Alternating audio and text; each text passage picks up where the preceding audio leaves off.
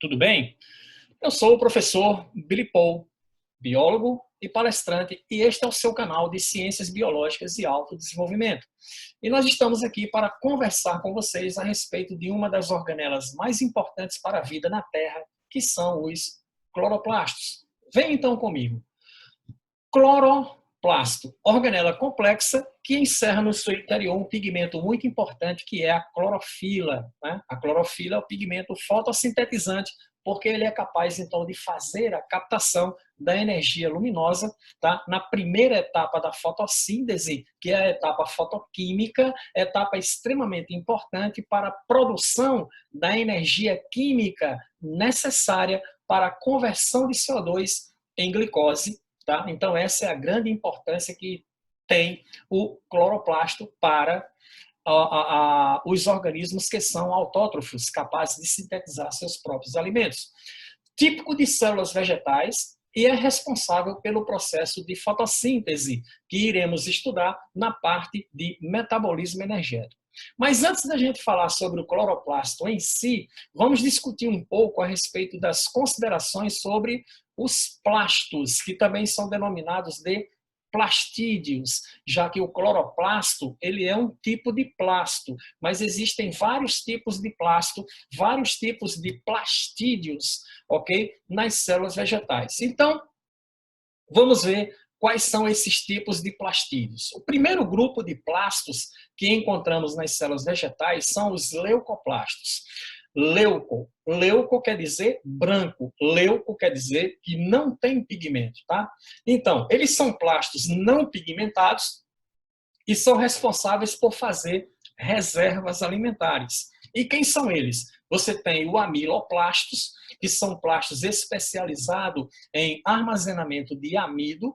Você tem os proteoplastos, que são especializados em armazenar proteínas. O proteoplasto, por exemplo, é um plasto que é muito encontrado na soja, que é uma das grandes fontes de proteína animal. Amido você encontra em raízes de plantas, você encontra em caules de plantas, tá? Que são específicos para armazenar esse tipo de açúcar, o açúcar amido. Tá? As raízes tuberosas ou os caules tipo tubérculo vão apresentar isso aí.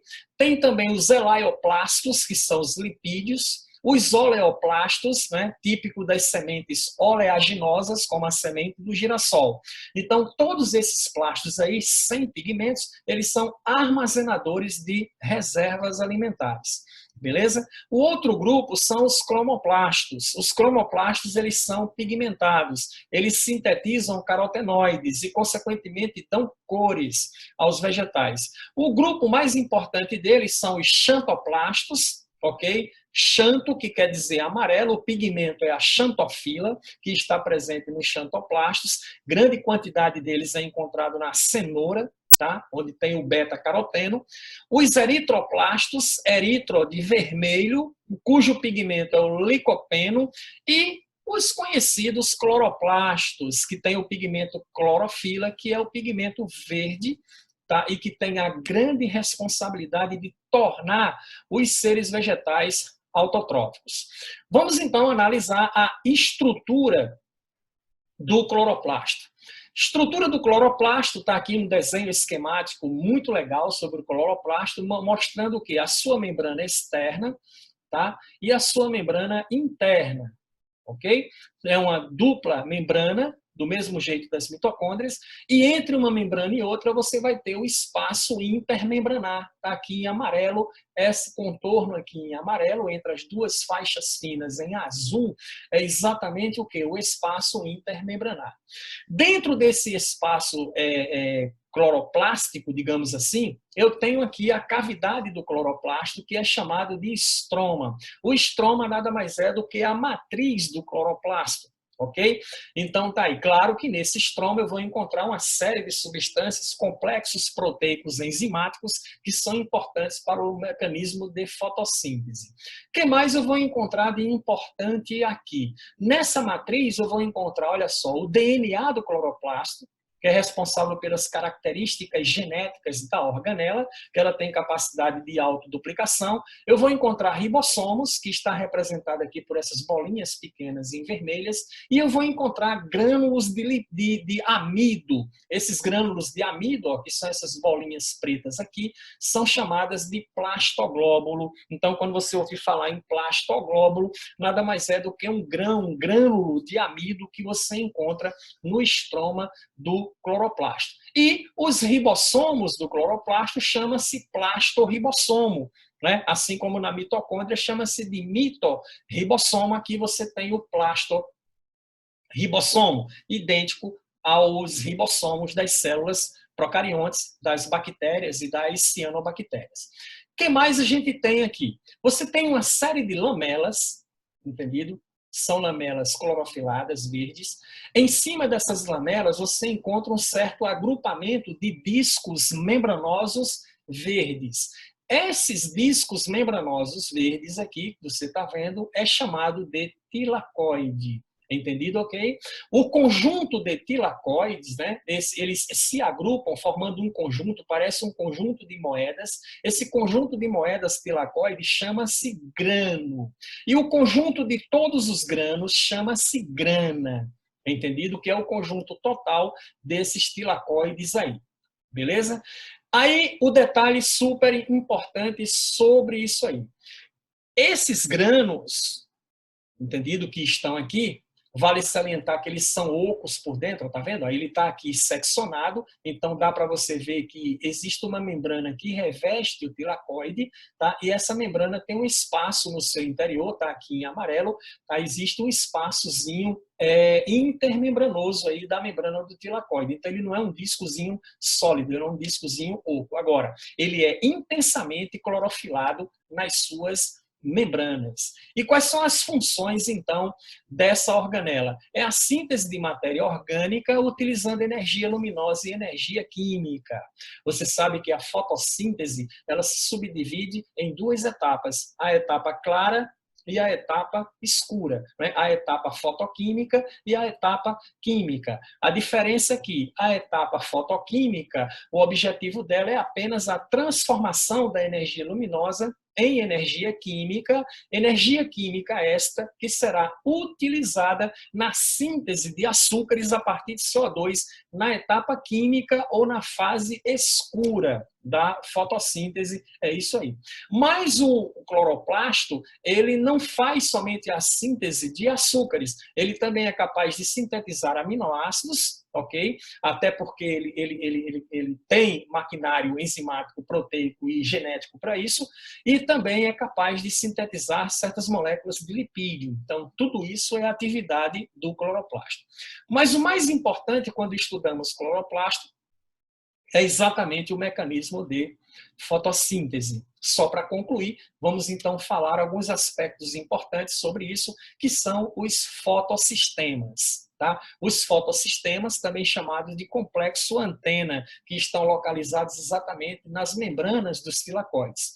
Então, primeira coisa, a etapa fotoquímica, ela ocorre nos tilacoides, ela ocorre na membrana dos tilacoides, que são esses pequenos discos membranosos verdes que em conjunto formam o grano lá na cavidade do cloroplasto. Nessas membranas aí, eu vou encontrar, em primeiro lugar, um fotossistema que é chamado de fotossistema 2, formado pela clorofila P680. Ela recebe essa denominação porque ela só é excitável quando o comprimento de onda luminosa atinge 680 nanômetros. Então, vamos supor que nós estamos aí às 4 da manhã, o sol ainda não surgiu no horizonte, lá pelas 4h45, por aí ele começa a surgir, 5, 5h10, 5h15, o comprimento de onda luminosa não está em 680 nanômetros.